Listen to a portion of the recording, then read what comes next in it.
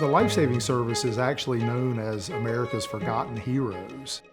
It was used in the attempt to rescue 178,000 people. They rescued 177,000 of them. This was not a plush assignment. They drilled and drilled and drilled. So when the bell rang and it was time to go to sea, they had it. There are over 600 documented shipwrecks along the Outer Banks of North Carolina. That's just the ones that we know about. So the number of people that were finding themselves in trouble out here was huge. These guys were very pragmatic and their reputation was absolutely stellar. So you had some level of comfort if you were on one of the ships coming by here, that if the weather was going to turn off, there was some competency on shore. And those stories abound that prove that. There are too many people, way too many people, that don't know what these just ordinary guys were able to pull off. And I don't think I'll really ever be happy until they all know about what they did here.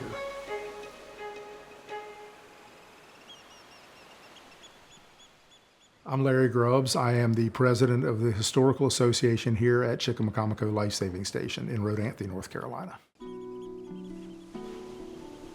My mother's a midget, and the midgets have ties to this station. My fifth great-grandfather is buried down here in Waves.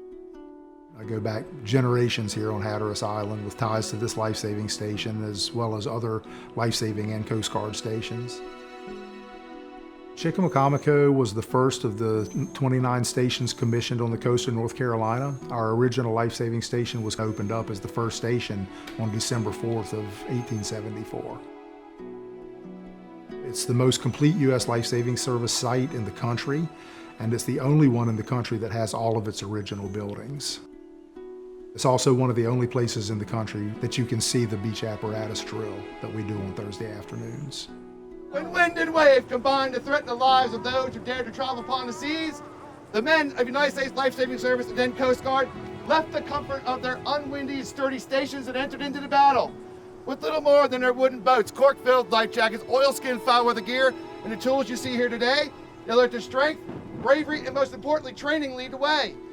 The beach apparatus drill, it's not actually a reenactment of a rescue. It's a reenactment of the training that these guys did in order to be able to perform a rescue. Forward. We wear period uniforms to the late 1870s, and we go out there with the beach apparatus cart. We'll fire a small gun called the Lyle gun, which is a line-throwing gun. It goes very quickly. There's a lot of moving parts to it, and at the end of the drill, we will rescue a kid that's picked out of the crowd the same way that they used to do it back in the 1800s to pull them in off of shipwrecks. All ashore!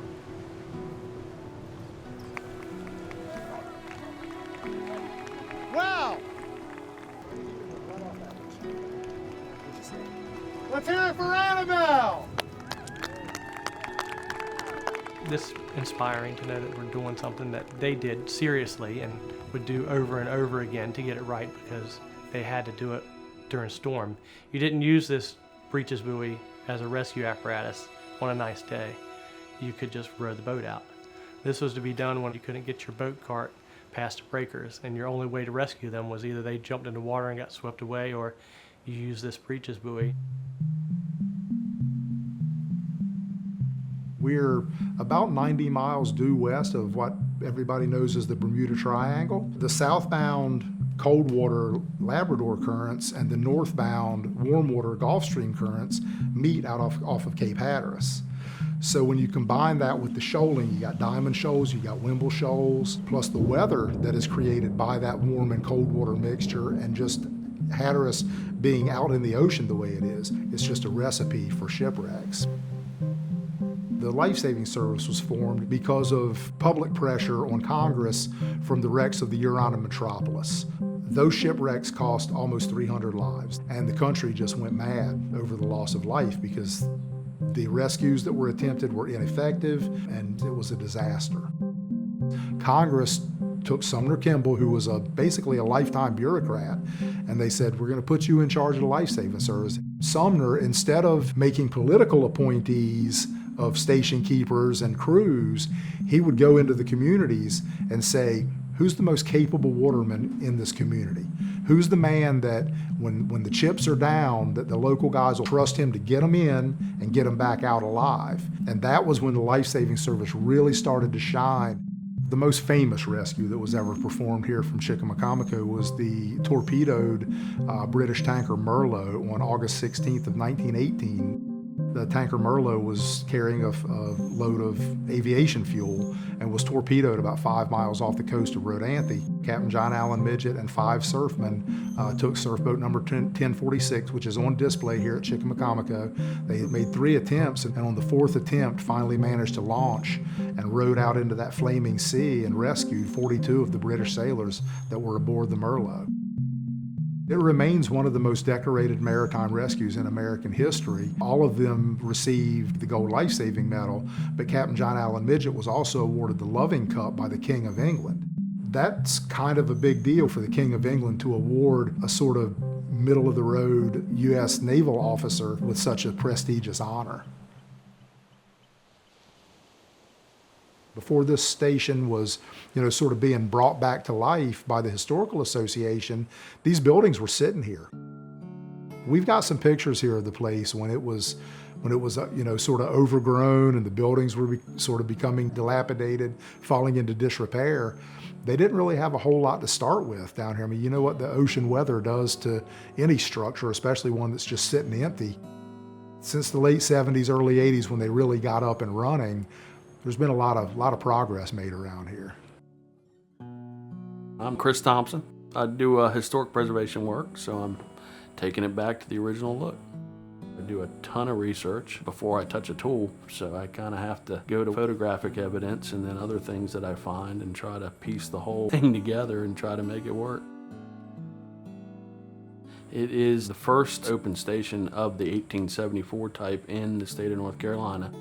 It's considered a Carpenter Gothic structure, and this building has so many elements to it. There is an enormous hammer truss, and they have panels that are inset that are cut out, and those little images are referred to as mythical dolphins. And then this structure has projections through the roof line. The center one that was referred to as Poseidon's Trident. We went back to the full width ramp, which most of them didn't have, but in that photograph I found from the Nags Head station, same builder, same year, the ramp was full width of the structure. They are the original colors. So there's a gentleman up in Baltimore, Maryland. He does historic paint analysis. Paint had seeped in behind these different types of architectural elements when they painted it originally. So I was able to pull samples off of those areas that hadn't seen weather.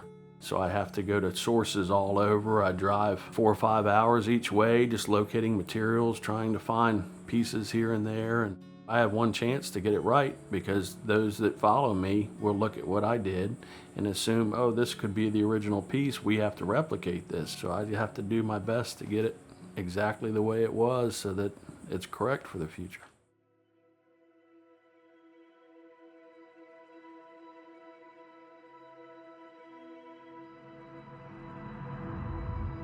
I always sort of get this sense of awe when I, walk up the steps, and the steps are so worn from the men running up and down them all the time, you can literally feel their footsteps.